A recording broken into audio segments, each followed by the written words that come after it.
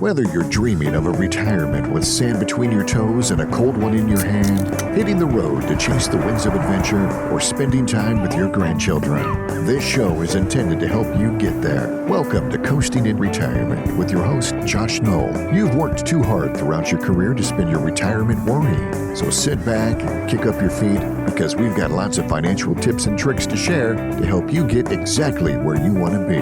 Here's Josh. Good afternoon, everyone. Welcome in. Welcome to Coasting in Retirement. Thank you for joining us today. We have another great show coming your way. We have a returning guest host. It's Gardner of Aptus Capital Advisors. He's back by popular demand, ready to do a deep dive on investing in the stock market. JD, how you doing? I'm doing great. Thanks for having me back. Oh, it's great to see you, buddy. For listeners that missed your last appearance on our radio show, and listeners, if you want to hear what we had to say, we talked about how to protect your purchasing power of your investment dollars. You can always find all that episode and all our previous episodes on our website. We'll have more details here in a minute. But if you don't mind, JD, for those of you, the listeners that did miss your last appearance, would you mind to give a little brief description of Aptus and your role there? Sure. So I actually started Aptus back in 2013, and we're a registered investment advisor. We really do two things. We launch ETFs, so we manufacture and launch ETFs, and it's predominantly options-based ETFs. It's a way, I'm sure we'll touch some of this. Yes, we will. Absolutely. We feel like we're trying to deliver strategies to help investors make the best asset allocation decisions given kind of the backdrop that we're in.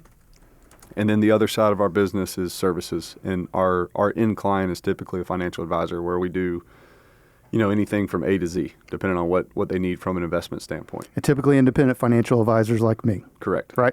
And ETFs, exchange-traded funds, we're going to talk about those in great length. Now, listeners, JD and I are here today to discuss financial topics relevant to those of you in or near retirement, living your best life along our part of the Gulf Coast. Here's what we've got in store for you. First segment, deep dive on our topic of the day. Second segment, it's about 25 minutes past the hour. That'll be news of the week, news headlines of the week. And then roughly 45 minutes past the hour, stick around for our third segment. We typically call it Josh's Crystal Ball and Big Mouth. But, of course, this time we're going to have JD here, and he gave me a little pre-show warm-up that he's got a good one for us related to some predictions, and a couple of predictions that we both shared. So stay tuned for all that. We've got a lot to get to, so buckle up. Quick background on me for those of you new to the show. Again, my name is Josh Knoll. I'm a fee-based financial advisor. I hold my FINRA Series 65 securities license, and I'm the owner of Gulf Coast Financial Advisors. That's an independent investment management and financial planning firm. We have offices in Fairhope, Orange Beach, and Mobile. You can find more information on me and Gulf Coast Financial Advisors by visiting our website, gulfcoastfa.com, or feel free to give us a call, 251-327-2124. Now, if you just missed that contact info, do not worry. We repeat it several times throughout the show. JD, the other thing I want to do for both of us, I want to do a quick disclaimer to help the listeners understand the role that your firm, Aptus, has with my firm, Gulf Coast Financial Advisors. As I mentioned in the opening, JD Gardner, you are the owner, the founder, and the CIO of Aptus Capital Advisors. You also hold your CFA, which is Chartered Financial Analyst, correct? Correct. And CMT, Chartered Market Technician, which sounds difficult. It's hard to pronounce, so it's got to be hard to get. JD's firm, Aptus Capital Advisors, serves as a sub-advisor to my firm, Gulf Coast Financial Advisors. And what that means is Aptus and JD and his team, they help me with my clients' investment accounts, including portfolio construction and trading, among the multiple and varied other services they provide. What it does not mean is that JD or Aptus is employed directly by or for Gulf Coast. And JD's advisory services are offered through Aptus Capital Advisors. As JD mentioned, that is a registered investment advisor. They are registered with the Securities and Exchange Commission and are based in Fairhope, Alabama. Lastly, Aptus Capital Advisors and Gulf Coast Financial Advisors are not affiliated. All right, enough of that. Back to the show. So, JD, as of this recording, the stock market is on a tear. It's apparently reacting very positive to the election of Donald Trump for president, right? You got indexes like the S&P 500 posting all-time highs. Many investors, and you and I both have our finger on the pulse. This recent run-up has provided quite a bit of a reassurance with their portfolios. But I think it's fair to say that for some, there's a fear that they may be missing out on these gains. Some investors fear that the market is overvalued. Some investors have the fear of the ever-looming stock market correction. You see those guys, you'll see those commercials all the time. And finally, for some of you all that are listening, there's just a general fear of the stock market itself. Is that all fair, JD? I would say yes. Okay, yeah. So all these issues, the general sense that an investor can't ever fully trust the stock market, that's what we're going to tackle today. So with that said, here's where I want to start. So again, the stock market's doing very well, and if I would assume all the tracking indexes are up, I don't know which one would be down, unless it was a converse relationship. And that does feel good to most investors. But JD, let's start here. What does it actually mean? Everybody's like, the market is up. Trump got elected, market's up. What does that mean? Market, it could mean a lot of things. Yes. Let me start with this too. None of this is financial advice on my side. Okay. We're just talking, and this is JD speaking, not my firm. I think, so the market is very, very forward-looking. And that's what I think most, like the normal, typical investor doesn't necessarily process. But a lot of, the market's not looking at what happened today or what happened last week. It's looking out further. And I think a lot of the reaction to last Tuesday is, in anticipation of what Trump is saying he wants to see happen. And I think he's going to need, I think you're seeing the reaction as quickly as we are because, he has, in my opinion, he has about 2 years to get things done. I agree. So because then he becomes somewhat of a lame duck president. He would. Right. That's exactly what he would be. Well, and so what you're saying, JD, is people have probably heard this term, but the market prices in future expectations, right? Yeah. It's going to be so the market is looking out further, much further than what's going to happen next month or what is the Fed going to do when they announce their next rate cut. But I would say this, like you said one thing, and I think it's worth at least mentioning. There's plenty of people that have the view of, well, the market's too expensive, and I can't get in now. The market's too expensive. Right. Is the market overvalued? Yeah, I would point out two things. One is, so where is liquidity going to go? And that's something I want to touch on. And then the other part would be, what is your definition of safe? And so first part on the liquidity. Yeah, let's start with liquidity. Yeah. So we're in a position now where, we're running 7 to 8% deficits, something that we've talked about. Didn't matter who won the election. We think deficits aren't going anywhere, at least for the near term. So what does that mean? It means more money hitting the system, more liquidity being injected. The Fed's cutting rates. They're in the middle of kind of a rate cut cycle. Mm-hmm. Jay Powell's speaking as we're talking. I'm not sure what he's saying, but that's, it's pretty clear that they're cutting rates. So are other central banks around the world. Right. So that liquidity is going to try to find a home. And I do think the Fed stands ready to defend risk assets, to defend stock market. Well, so in plain English, JD, I don't mean to interrupt you, but when you're saying when rates are cut, liquidity is enhanced because why? Well, so what I'm saying is, so deficit spending is the big thing. Right. What does deficit spending mean? It means, we're operating in the red as a country. So that red mark, whether we operate at, just say we operate at negative $100, well, we have to fund that somehow. How do we fund that? We fund that with treasuries. Every time new treasuries is issued, more liquidity hits the system. And so, the Fed cutting rates is a form of loose monetary policy. So we've gone from 2022 where rates were 0. Right. They went to 5, the fastest rate hike cycle in the history. Played havoc with the bond market. And the equity market. Right. Fair. Yeah, everything. And so now we're kind of exiting that. And then, the Fed, I know this is not one of their quoted mandates, but I do think that they're aware of what's happening in the stock market. Agreed. And so I think if you do have some kind of issue with the system, the Fed is going to come in and try to protect risk assets. And so the point that I'm making on liquidity is, do you want to lock up your liquidity in something that is quote unquote safe, which is the second point I was going to make? Because think about this. You have X amount of dollars in the system. If X amount of dollars in the system turns into 2X dollars in the system, what happens to the value of your house? Goes up. It goes up. Right.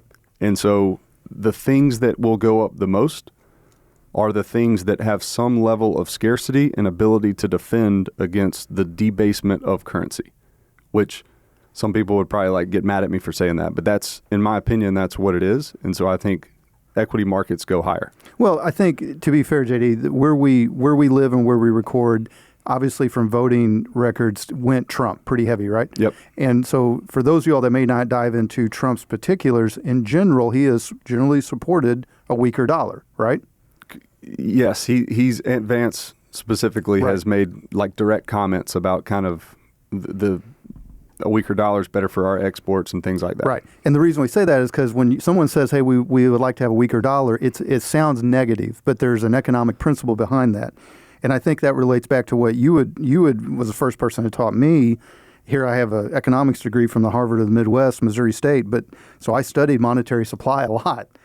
I didn't even realize until you pointed it out that I guess according to studies, the monetary supply has increased on average around 7% over the last 40 years. That's every year, not 7% during that time period. What does that mean for equity markets? And let's circle back to for people wondering, we're talking about a weak dollar and deficits. How in the world are we giving them any comfort for investing in the markets? So let's tie that together. Yeah, man, there's so much to cover on that. We got time. It's my show. Well, I think the biggest thing is the definition of safe. I think too many people view the stock market as this like it's like they view it as a casino. Yep. And casino is a zero-sum game. Yeah. Right. And so the stock market in general, to me, it's the best way. If you're concerned about deficit levels, if you're concerned about kind of the fiscal situation that we're in, the answer is own stocks, in my opinion. All right. Which most people would say, they would think my answer would be the opposite, which is, hey, let's bury this under the mattress and hope for the best. Well, what's going to happen is any kind of scarce assets, now if there's utility value in that scarce asset, it's going to go up more than, if the money supply is printing at 7% a year, which I think it could be higher given our backdrop, then that most likely is going to translate to real estate going higher, to equity markets going higher, and the biggest thing is going to translate to the confiscation of wealth for those in quote unquote safe things. And that's where it's the hardest thing for me to explain, Josh, is when somebody says, I just want to be safe. I want to own bonds. Let's dive into that because it's a fundamental thing of how you at Aptus have built your practice and your investment philosophy. And consequently, with me utilizing your all services in a sub-advisor role, obviously it affects me and my clients very deeply as well. So let's talk about that because it was something that you started banging the drum on. I've always teased you a little bit. You were contrarian until you weren't contrarian anymore when everything kind of caught up with you. So you banged the drums that, hey, the bonds are correlated and they're not the quote-unquote safe asset or fixed income. We'll just go broader. It's not quote-unquote always a safe asset that you think. Because money is the monetary supply, money is similar to water. It wants to flow somewhere, and it's not flowing necessarily to those items. It's flowing to scarce assets, equities. Yeah. So think about it this way: if you have what is a bond? It is a fixed income investment. All right. What does fixed income investment mean? It means your income is fixed. If you buy a bond at 5%. So say you put $100 in it, you're going to get $5 a year from that bond, whether it's a 5-year bond, 10-year bond, or whatever. So no matter what happens around you, that is what your return is. And some people say, I like the safety of that. In 5 years or 10 years, however long the bond is, I'll get my $100 back and I've collected 5. And our whole point is that safe when the monetary supply is set to increase like it is? And the answer is no, because what matters is not, hey, my dollar today, like your dollar, and forgive me for not getting these numbers perfectly right, but I'm going to be ballpark right. Well, that's the show. We tell everybody, we get it pretty close. So in 2019, your dollar, let's say it was worth $1. Right. Well, that same dollar now is worth like 73 cents. It's been that quick. Or something like that. That's right. And so most people are like, well, I think I made this point last time, but when you say my house is up 50% since 2019, it's like, well, let's look at what the monetary supply's done. Right. And it's magically up about the same amount as the value of your house is up. Right. And that's where it's like, you're not improving your position. You're actually giving away wealth because you're losing purchasing power. Well, and when I said the monetary supply increased 7% per year, that's just on average. Yeah, oh yeah. The velocity of that increase has actually accelerated over the last handful of years, primarily because the deficits have gotten larger. Yep. I think we on generally speaking, we have about a $7 trillion budget, and generally speaking, we have about a $5 trillion tax receipt. Fair, about right there? Somewhere in there. Somewhere in that range. So that's $2 trillion. That's per year, listeners. So, all right. So now let's pivot on that, JD. So we're talking about monetary supply. We're talking about these price of these assets, whether it's equities, which is ownership, stock ownership of a company, or your house, which is a little bit more easy for most people to get their arm around. When the monetary supply increases and you look at the hard math of it, there is absolutely some correlation with the increase in the quote unquote price or the sales price you can get out of these assets, right? Yep. So for somebody that's hearing that and they say, well, I just want to hang on to my municipal bonds and my T-bills, what you're telling me concerns me. Let's get hyper specific. Why would that information give somebody that is in the stock market some comfort to some degree of being in the stock market, or possibly even increasing their equity position relative to the fixed income? Given the backdrop, the simplest way I could say it is your risk is not owning the stock market. Your risk is not having exposure to stocks at all. Okay. My risk isn't I'm exposed to stocks, I'm worried. Your risk is I'm not exposed to stocks, I'm worried. And to be clear, JD, you're not talking about the 25-year-old hotshot that you and I used to be. You're talking about people in or near retirement. Anybody. Right. I think it is, fixed income plays a role, but I think it's incredibly important that anybody that hears me say anything about this is the thing that I view the most as the biggest risk is longevity risk, which is it's not your money. Hey, I put my money in the stock market and it went to zero. If you look at, we could pull up any number of stats showing that if you have a greater than 1 year time horizon, if it's 5 years, if it's 10 years, if it's 20 years, like it gets much more and more and more attractive. And we think, like, why do stocks have the ability to fight against what I'm saying? Is because remember, your fixed income is fixed, but stocks, their multiples can expand. What people are willing to pay for their earnings can expand. They can improve earnings. They can improve margins. They can pay you more dividends. They can increase sales. There's a lot of ways to defend against what we call the inflationary risk, the purchasing power risk, longevity risk, however you want to define it. And fixed income is handcuffed when it comes to that. All right, so let's take that then, JD, and let's put it in a practical sense. Most investors that are listening to this show, especially you all that are in or near retirement, at some point in your investing career, if you sat with an advisor, a traditional advisor, you've been given the story of a 50-50 or a 60-40 or maybe a 70-30 mixed portfolio. What do I mean by that? Let's just use the classic 60-40. 60% equities, which will be pieces of ownership of a company. If you want to own a piece of Apple, buy an Apple stock. 40% of fixed income, what JD was just talking about, primarily bonds. If you want to loan Apple money, buy an Apple bond. So they would do the 60-40 portfolio is the classic blend portfolio, right, JD? The thing that we were taught back when we were little babies in this business. What is the monetary supply? What is the equity markets? What is the interest rate? How is that played in to, I don't want to say make the 60-40 outdate. Well, I'm just going to give it to you because I know that you specifically have a very good explanation around why the 60-40 portfolio may not be doing what you think it's doing for you. Yeah. All right. So this is the first, most common sense thing I could say. All financial plans, all financial well-being and pictures look better if you generate higher returns with your capital, period. Now, I don't think anybody's going to argue with that point. No. So when we say monetary supply, we've said that a lot. That's just money in the system. Right. That's all that means, whether it's a measure of money in the system. So more money. So if the money in the system is increasing by 7 to 10% a year, and your investments are earning 4% a year, you are losing money. Your real return is negative. It's negative. It is not a positive real return. So this is what we say. The deficit spend, let's call it 7% right now, is a great hurdle rate for what you should hope to earn with your invested capital. If you are not earning more than the deficit, this is our opinion, you are having purchasing power eroded. And so, all right, with that said, when you think about a 50-50 portfolio, and the goal is, can I take these hard-earned assets and generate compounded returns with them over and above my hurdle rate? All right, well, one of your options, stocks, let's call it a V8 engine. It's got the ability to kind of get up and go. Bonds, in our opinion, are like a 4-cylinder 92 Toyota Camry with roll-up windows. So it's not going. They don't have the ability. The combat to that, the argument is, well, they can protect me. Our point is, no, they can't.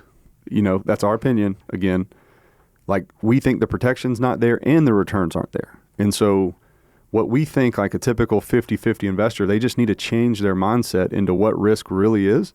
And then how do I defend against it? You don't defend against it by reducing volatility. You defend against it by increasing your returns. And so we're not saying don't own bonds, period. Right. You don't totally eschew bonds in the portfolio. There's a place for them, but right. I just think most of those allocations, like the 50-50, 60-40s, I think it makes more sense for investors to have more exposure to stocks than they think they do because of all the reasons I've just kind of rattled out. I like it. All right. So what do you think, how can investors best position themselves moving forward? Last question for this segment. Like, if you're sitting there, somebody in or near retirement, they've gone through their investing career with this, hey, use bonds as kind of your safe play, your buffer play, and then when you and I are going to talk a little bit here about insurance products and some of the sales pitches there. But when you got somebody that's had to say, hey, instead of thinking about a 60-40, what if we did an 80-20, and here's how we do it? Yeah. So, all right, going back to I always give credit to David Dredge, who's somebody that sees the world a lot like we do. His analogy is always, hey, these, like the F1 racers, like those race cars, they don't win because they're the fastest in the straightaway. They win because they're the fastest to the curve and they're the fastest out of the curve. What that means they have to have is the best brakes possible. And so our point is, like, and this is our kind of our firm's thesis, is how can I own the bigger engine but be confident that I'm not going to run off the road? And so you have to equip that engine with the best brakes. And in our world, we don't want bonds to be our brakes. We think they're poor brakes. We want, like, not to get too complicated here, but we are going to talk about it in the second segment. I'm going to give you plenty of leadway on where I think you're about to go. Yeah. So go ahead and plant the seed, and then we'll come back to it. We view hedges as what portfolios need. So hedges are, like a perfect example of a hedge is, say you own the S&P 500 and you want to protect against it having some kind of meltdown, you could buy an S&P put. It's an explicit hedge, costs you to hold it, but if the S&P goes down, your put goes up. It's not a hope that it goes up. It's a mathematical probability or uncertainty, mathematical certainty. And so that's kind of our business there is and a lot of people say they focus on the hedge protecting, but our opinion is the benefit's not, that's a great benefit, but the benefit is it frees us up to own more of the risk. Let your winners run. Yes. And so, like, if it gives me the confidence to hold more stocks for the reasons that we've rattled off and to achieve that hurdle rate of return, like, that's the real value. And if our overexposure to stocks, stocks don't work out, meaning they have some correction, well, our hedges are in place. And we're not going to avoid risk, but we think the risk people worry about is not the one to be worried about. The risk people worried about is the risk people should be worried about is, hey, what is our deficit spend? What's our monetary inflation rate? Meaning, how fast is it increasing? And are my assets positioned to fight against that? Very good. Well, listeners, I know we have your attention now, especially you savvy investors. So we're going to circle back to a lot of these topics in the next segment, so I want you all to make sure you stay tuned. And again, one more quick time to reiterate the role that JD and his firm, Aptus Capital Advisors, serves with my firm, Gulf Coast Financial Advisors. Technical definition is sub-advisor, but the important part for you all to remember is that all my clients get to enjoy the incredible expertise and service and approach that Aptus provides via portfolio management and investment advice. Very good. If you've heard something that you would like to continue the conversation on with me and my team, give us a call, 251-327-2124, or you can reach us on our website. That's gulfcoastfa.com. So Gulf like the Gulf of Mexico, Coast, FA is in financialadvisor.com. On our site, if you would prefer to send us a direct message, you can do that. Or if you want to click on the the blue button in the upper right-hand corner, that'll put a 15-minute introductory phone call on my calendar. All right, folks, coming up next, there's a lot going on in the world, particularly the world of finance. Definitely this last week there were. investments in money, news all over the place. Every week we scour what Michelle, if she was here, she calls it the interwebs, for financial articles related to our topic of the day, especially articles that pertain to those of you in or near retirement. So join us after the break to hear JD and I discuss this week's relevant headlines in our News of the Week segment. Stay tuned.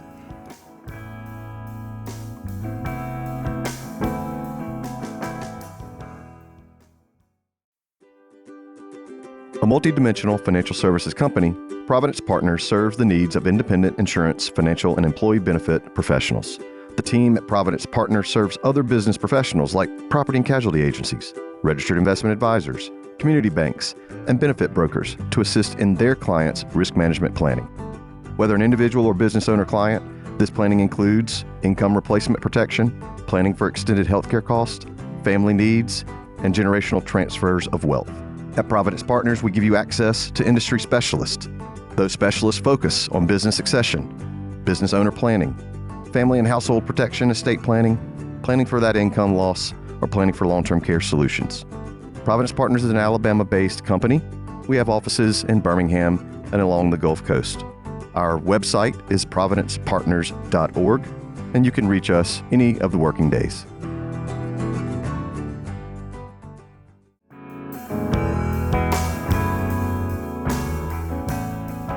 Welcome back to Coasting Retirement. Your host, Josh Knoll here. So as we discussed before the break, every week we scour the interwebs for helpful financial articles related to our topic of the day, special articles that pertain to those of you in or near retirement. Now, our job, or at least we think it is to help you all understand how these headlines impact you, especially when it comes to your money. So quick note, if you want to read our referenced articles yourself, we include the links on our show transcript, which you can find on our website, gulfcoastfa.com, under the podcast tab. We upload our episodes every Monday after the show airs on FM Talk 106.5 every Sunday. With all that said, and without further ado, let's get at it with News of the Week. You ready, JD? I'm ready. All right, so first up, we got a fresh, off-the-press article from our friends at the Motley Fool. I don't know if you pay attention to them very much or not, but we like them because it's non-paywalled and they have a lot of good topics. They produce a lot of content. The headline reads, billionaire investor Warren Buffett sold Apple shares for a fourth straight quarter, period. Should investors be worried? ? So I think probably all of our listeners would know who Warren Buffett is. He's the head of Berkshire Hathaway. That's a large conglomerate. I would say he's probably the world's most famous value investor, at least this generation's most famous value investor. But some of you may only loosely follow his investing track record. So let me give you some quick context as to why there's concern about his recent selling activity. One of Buffett's often repeated quotes stems from when I don't know the first time he was asked, but it has been years ago. A reporter asked him, "Hey, Warren Buffett, what's your favorite holding period for stocks?" And he replied, "Forever." So the fact that Berkshire Hathaway / Warren Buffett is selling some of their investments, particularly their Apple stock, and building up a huge cash position is taken by some investors as a sign that the stock market is overvalued. And a fun little note, JD, I read where they've got $325 billion of cash on hand, and apparently that's enough for where Buffett could outright buy 476 of the 500 individual companies that make up the S&P 500. Not all 476, but he could buy. There's only 24 companies that are valued right now at more than $325 billion in cash. And that's just a fun little note because I don't think he plans on doing that because he would have all kinds of headaches. But more importantly, what do you think that Buffett's actions signal, and what do you think the investors' takeaway should be, if anything? Yeah. I'm going to probably give you a bad answer here or a not as entertaining answer. Well, it was all over the news, so be contrarian again. Let's see what you got. I think Warren Buffett's actions should impact you as an investor 0%. And agreed. I mean, his objectives and his time frames and it's just a different ball game. What should impact investors is really what we talked about in the first segment. So I don't think that many investors, you should not make portfolio decisions based on Warren Buffett's allocation to Apple stock or not. And I will remind listeners, Warren Buffett is 94 years old. And kudos to him for still, by all appearances, being very sharp and with it. but he is probably doing things at a level. He's doing some mechanisms and some maneuvers of things that have no correlation to your own personal life. Is that fair? Correct. Right. But the main thing, JD, is part of one of the reasons I want to do the show. One of the reasons we do the news headlines is we're trying to give people the proper context to take from this. Because I can tell you, it's one of the reasons I brought this article up first is it's all over the news. Warren Buffett is selling. That means the market is heading for a crash. Oh yeah, I think anything to get some clicks. There you go. I think that, and Warren Buffett's, the Oracle of Omaha. People are always focused on what he's doing. So well, and to be fair to the Motley Fool, that was their takeaway too. I just wanted to get your opinion on that first. Yeah. Well, very good. All right, our next article is from CNN Business, and it's got a very simple title. It's called Fixed Index Annuities. I'm pivoting on you a little bit here, JD. Before I discuss the details of this article, I want to provide some context to our listeners. So the article, again, is simply titled Fixed Index Annuities. A lot of you all that are in or near retirement are familiar with that term. In fact, you've probably been pitched that product. The reason I'm bringing up an insurance product, which is what it is, with JD here, and to be fair, JD, I think it's fair to say you typically don't deal with the insurance side of financial services, right? Mm-hmm.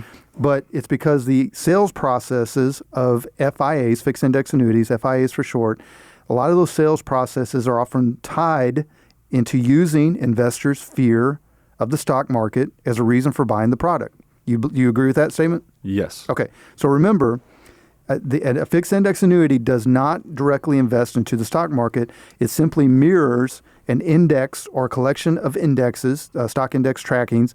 And while the promise or the contractual guarantee, and I believe all of them, is there's no losses due to a 0% floor, what a lot of people don't fully understand is they also cap the investor's participation in the corresponding index gains. And even sometimes on the relatively simple products, there's an easy to understand cap. But I've seen some products, JD, where you got to be like my mom and a math teacher for 50 years to figure out what the heck you're going to get, right? So now, JD, in my practice, occasionally, and ever increasingly less and less, I deal with FIAs. But I think it's been fair to say I've been openly skeptical about them on the show, or to be more specific, I've been skeptical about how they are sold. Too many times somebody walks in my office with an FIA contract, they got a false sense of what that thing is actually doing for them, particularly around the growth potential. So here I'm going to land this plane. What's your thoughts when someone tries to position the growth potential of a fixed index annuity or any insurance product versus investing directly into the stock market? Or more plain English, when somebody says, I want to play it safe versus what we discussed in the opening segment of not having fear of the stock market and taking an investment. What's your response? I think what you said in kind of the description, I think a lot of these things, anytime somebody's selling you something that sounds really, really good, there is no return without risk. And so the math inside of these insurance products, there's a place for some of these things in some people's portfolios, but I think there needs to be a full understanding. And I do think in most cases is the objective, if the objective is, hey, I need the highest returns I can get, these are not the things to use. Right. And that would be, how they're positioned is probably, and I'm not saying anything negative, but I will. There's definitely fear and, especially where we are here in the South. And I think it would apply to anybody. Like most people's definition of safe is like, hey, Josh, I just want to own T-bills and CDs and be safe. And this is like an alternative to like, hey, we can be safe and get you market exposure. Right. And so last point that I'd make is a question that should be asked and should be transparent is, okay, Josh, you're selling me a fixed index annuity.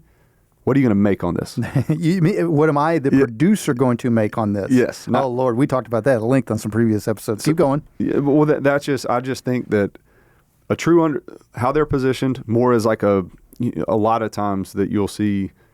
Their position, JD, a lot of times you see the advertisements because when you only have an insurance license, you don't have the same marketing and advertising restrictions that we do as securities licensed professionals, right? Correct. That sounds a little arrogant, if you will. Don't mean it to.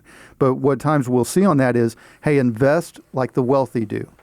Folks, I got to tell you, not that wealthy people don't sometimes utilize fixed index annuities, but we mentioned Warren Buffett earlier. I don't think he gives too whatever's about a fixed index annuity because it's not a potential. The problem is when you say that invest like wealthy people do, what the average consumer hears is, oh, I'm going to buy this, I'm going to get wealthy. Yep. That's not the exact case, right? Yep, I agree with that. I think you're in hindsight, it's always 20/20, but most of these things, and we've seen them too, just with our day-to-day work, most of these things, the outcome is not what was expected, and you'd be much better off by just actually using something that's more simple and less complex. I like it. Well, and two, JD, I've always said this, we try to be fair. On the flip side, devil's advocate, what are they actually good for? Capital preservation, potentially income potential, potentially on non-qualified funds. There's some tax deferral, things like that. There are some benefits to it, but I've always akin it to someone as saying it's kind of like swimming with a life jacket. You're just not going to get very far. Okay, fine, you don't drown, but you're not going to swim very far. Yep. Versus when you're directly invested in the market. Now, if you're invested in a professional manner, like we do things, like you told we had a joint meeting with a client here a couple weeks ago, JD, and you said, listen, you're not going to open up your account someday and everything's going to be at zeros. That's not how we do things, right? Now, all investing involves risk, and as JD just said, there's no return without risk. But if you're really trying to get somewhere, take the life jacket off and actually swim. That's my little analogy. Yep. That what I use on this. No, I like it. All right, so JD, our next article, it's from a source that I've actually never referenced on this show before. One, it has a paywall, and I try to avoid that for the listeners when they come through and click on our links. And two, I just don't think that our part of the Gulf Coast, I'm referring to the New York Times. Do you think there's a lot of New York Times readers down here? Maybe, maybe not. Well, the New York Times just happened to have, full disclosure, I don't read it because it has a paywall, but every now and then if I want to see what a particular political position has, I'll peruse different sites. I'll look, forgive me, JD, but if I want to see what the far left thinks, I look at the New York Times. The center left, I'll go Politico. Or CNN. Some people think CNN's far left, get whatever you may be. I don't know what center right would be at this point. I guess Wall Street Journal would probably be the fairest center right. Maybe. Yeah, now we're getting in trouble. But the point being that the article, the New York Times had an article that was exactly what I was looking for. It's titled, "When the Stock Market Drops, Stay Calm and Do Nothing." And it was written right after the little sell-off we had early in August. Here's the reason I wanted to discuss it, JD. The basic premise of this article, which is investors, don't panic when the market drops. Don't sell when everyone else is. I think that's solid advice for a lot of advisors, for them to tell their clients during market corrections. And I think for many investors, again, that's solid advice. But I think there's more to the story. In fact, I'd like to give you the floor to discuss how clients of my firm, Gulf Coast Financial Advisors, that have the privilege of having Aptus serve as a sub-advisor, how those clients can listen to this article's advice. Don't panic when everyone else is selling. Quote unquote, do nothing when the market drops. But those same clients may not realize that some of their actual holdings are positioned to take advantage of market dips, the brakes versus the engine, the F1 racing thing that you were talking about. Floor's yours, because I'm curious. Yeah, the biggest, so we would agree with that. I just think it's really hard for that advice to be carried out. From what we've seen, if you said, like we see a lot of investors that say, hey, Josh, I'm good, man. I can handle it. I can handle it. And then the market has a hiccup, and all of a sudden, like, I can't handle it. Risk tolerance changes very quickly. Yes, when you start. That's fair. I don't mean to make fun. I'm not trying to poke fun, but that's a very, very true statement. It's human nature. Without a doubt. And watching that account value go from one thing to something much lower. Right. Especially when you worked for those dollars. Yep. That's real money. Yeah, the way that I say it all the time is kind of the lifeblood of financial services. In obviously there's people on different sides of this, some more wealthy, some less wealthy. But if you have a $2 million account and say it goes through a 20% correction, that's $400,000. That's $400,000. And I would argue that most people with $2 million never made $400,000 annually in their life. I think that's a fair statement. And so when people, and that's where it's like, they don't see it as percentages. Well, it's a 20% drop. No, they see it as $400,000, and that's much more like behaviorally difficult to stomach. And so it's like, Josh, do something. Give me the cash. Right. Give me the T-bills. And that's devastating. So what we do, like our opinion on how portfolios should be positioned is we're going to own the risk for the reason that I said, but we're going to hedge away what we call left tail risk. So if you get a 10% correction, oh well. If you get a 5% correction, oh well. if you get a 30% correction, if you get a 2020 or an '08 or an '01, you have hedges in place that will come to life. And you're not going to avoid all risk, but you'll protect to a level that we feel like most people can stay the course. Here's the icing, the cherry on top is not only do we stay the course, but we are creating capital to deploy when the time to deploy is more attractive. So a simple example is I always use the BP oil spill down in the beach. You could have bought housing down there in '05, '06 and paid way too much. Well, when BP had the incident, you could have bought them for pennies on the dollar. 100%. And you really benefited if you did. And so that's kind of if the backdrop is what it is, if you do get a 20% correction, in our opinion, it's not a sit back and do nothing. It is a how can you buy more? And the way that you can buy more without having to lift your finger is you have hedges in place that can create value when markets are panicking. And that to me, that's the biggest value that we could potentially add. And I think allocation should reflect that. Well, and listeners, for that particular thing, if you want to continue the conversation, that is something that JD and I can fully flesh out. It's a very, very important piece. All right, JD, very quickly, our last article of the day, actually 2 articles. I got a 2-pack for you. And listeners, again, remember, you can access these article links on our show transcript, posted on the website Monday after the show airs on Sunday. But the 2 articles I'm going to talk about, one is from your website, one is from my website, but they both reference the VIX, or the volatility index. That's often referred to as Wall Street's quote-unquote fear index. The article on your site is utilizing volatility expectations to guide risk-taking. On my site, it's not the exact same article. It's actually, yours is probably a little bit more mathematical deep dive than mine. Mine is titled Understanding the VIX. Again, Wall Street's Fear Gauge Explained. Either way, whatever the title is, I bring up both these articles for about the VIX for 2 reasons. One, Jay, I want to give you an opportunity to quickly explain what the VIX is, kind of how it works, and is there a role that it plays in with Aptus and portfolio construction. And then 2, this kind of goes back to what we were talking earlier about, hey, just do nothing. When you have a sophisticated investing methodology like this, where maybe you are utilizing things like the VIX, what does that compare to somebody that is completely passive? So if you don't mind, doesn't mean to two-part you there all over the place, but let's start with the VIX. How important is it? In our world, it's very important, and it is. Well, let me say that differently. Volatility is very important because the pricing when you have exposure to hedges and things like that. One of the ingredients in the recipe of the pricing of these hedges is volatility. So when volatility is high, they're more expensive. When volatility is low, I think one of the interesting things about Tuesday is not a lot of people talk about that, but the VIX specifically was 2021-ish before the election. Now, is that high or low? It's a little bit north of average historically. All right. Well, as soon as the election was known, we took the unknown out of the market, and the VIX got crushed. The VIX is back to I'm not looking at the market right now, but I think it's 12, 13. So that's fascinating. That's low. So the VIX it's just a measure of expected volatility over the next 30 days of the market. So VIX high means the market expects volatile. Quite a bit up and down. And VIX low means the market expects something different. Which I would think since COVID, the VIX has been very active for the most part. It's been, and so this is the best way to define it, because volatility is an expectation of outcomes, both good or bad. Okay. So the way that I define it is living down here on the Gulf Coast, my kids throw a 5-foot cast net, and the potential of what you could catch is one thing. I throw a 9-foot cast net. The potential of what I could catch is significantly greater.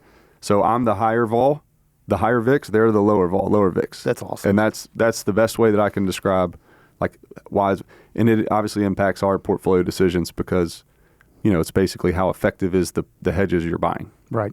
And to tie the last article up, JD, I mentioned passive investing, but what we're talking about with all these things and the previous article with the hedging is you can utilize some of the lower expenses related to index and passive investing, right? But you can also have overlaid systems on top of that, like you said, that actually make volatility an asset class. I believe that's one of your catchphrases, right? Yep, it is. Yeah, passive. So there's tons of ways to get just cheap exposure to markets, and we utilize those things. The big asset managers, we're not going to get in that game where it's like who's better at providing the cheapest S&P exposure.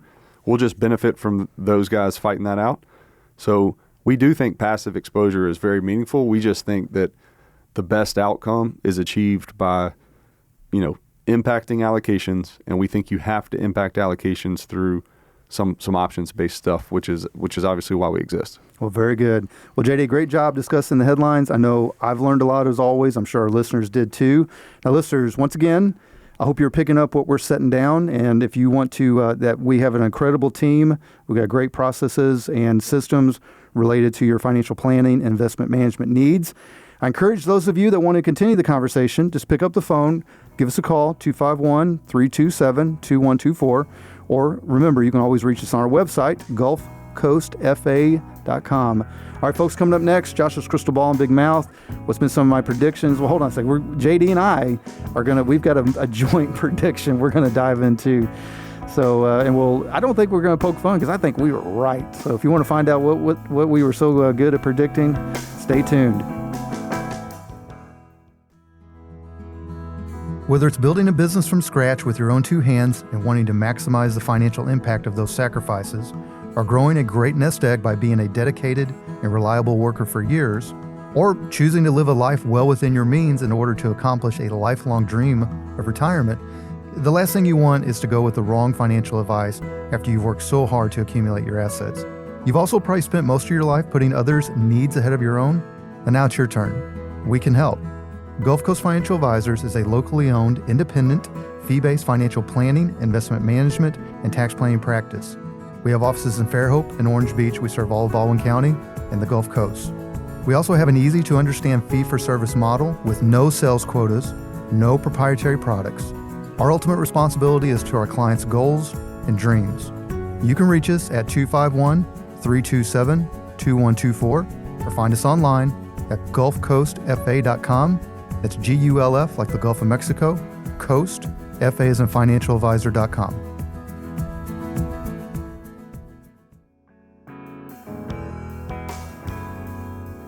Welcome back. Your host, Josh Knoll, here alongside guest co-host JD Gardner.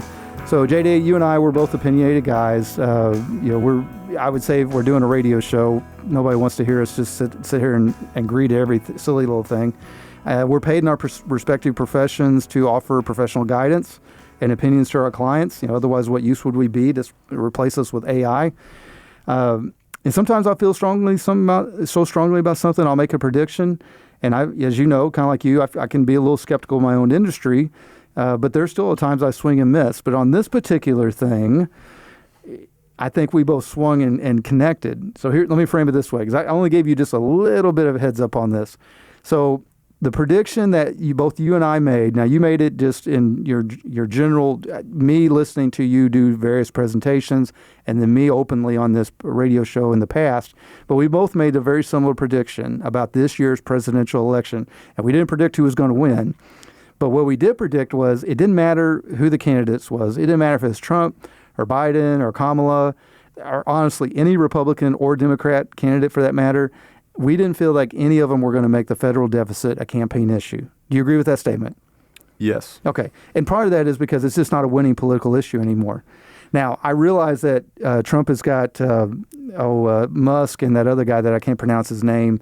They're doing that. They're doing that new department of something. Doge. They're doing Doge, which for those of y'all that are not in the crypto world, it's kind of a little bit of a troll of things, but that's fine. I'm not here to, don't take that political statement. I'm just telling you what is actually going on. But so their thing is they're going to look at government inefficiencies. The main thing that I want to talk about is JD, predicted, I don't know when the last time we had a candidate actually talk about the federal deficit. I want to say it was Clinton, because I don't remember Bush mentioning anything, because Bush ended up, and to that point, Bush II had been the most deficit spending Republican in the history of the presidential till Trump came along. But let's talk about this. Why were we right? Why is no one talking about the federal deficit, and how does that matter to investors in or near retirement? Yeah, I think that federal deficit will be impacted by certain policies at some point. If they're successful, it'll be impacted in a great way. If they're not successful, it'll be impacted in a negative way. I think at some point we have to get the deficit spend under control. And specifically what I said is it didn't matter who won. We have this deficit problem. And Trump has the potential to increase the deficit. I think bond markets are telling us they expect that early, at least initially. Right. Long-term yields went up, correct? Correct. Right. Yeah, all yields went up in an environment with the Fed dropping. Understood. Which is basically, you could say it's an expectation for growth, or you could say it's an expectation for other things. So, and then on the other side, if she had won, like the deficit, I think this is one thing that I want to say. When you say, and I'm not, this is not a political statement. Right. This is not a political show. No. I think most regular listeners know that. When you say, we're both going to end up at the same place. Trump through tariffs and through other means, Kamala through, hey, potential Josh, expansion of programs and entitlements. $25,000 for buying a house. Right. Here you go. Well, who's going to pay for that? Exactly. You're paying for it, Josh. Right. That's and right. everybody, all the listeners are paying for it. So how are you paying through it? Through deficit spend. And that's where my point was simply right or left, the deficit spend is going to be an issue, and it's going to take time. Potentially, I'm optimistic about Trump's policies actually being effective and cutting some of the fat in the federal government. And we'll see what happens. We'll see what happens because, as we mentioned, or to wrap up that part of it, when we talk about the federal deficit, we're not cheerleaders of it. What we're saying is, hey, if you want to take a dispassionate view of what the federal deficit means towards your investment portfolio, as we have discussed in this episode and previous episodes, and JD has discussed at length publicly, is one way that you can recognize the fact that the federal deficit is increasing the rate of monetary supply is to view risk assets in a different way. View the fact that you're actually in the equities as a little bit more of a protection against that increased monetary supply and that deficit spend. That doesn't mean either one of us, and JD, as we've discussed before, they're not a political show, and we keep our political opinions to ourselves. But nonetheless, both of us agree we'd like at some point America quit bringing out its credit card, right? Yeah. So I'd agree with that it's time to put the American Express, platinum, gold, whatever, black to rest. Whatever you got in your pocket, JD.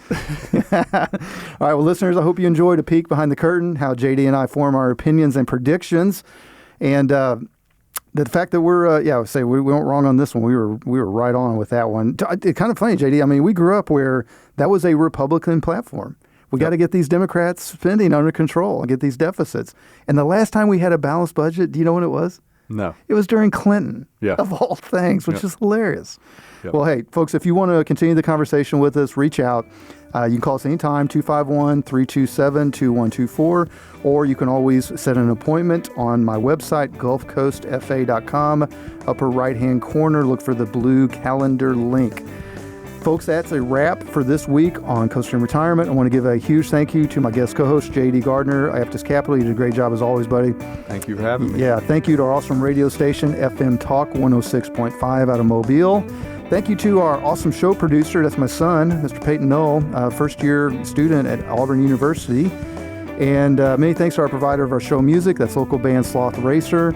And as always, my sincere appreciation for all of you out there that have been listening and joining us on this journey. We'd love to be part of your journey as well. Till we talk again next Sunday, have a wonderful and productive week. This has been Coasting in Retirement with Josh Knoll.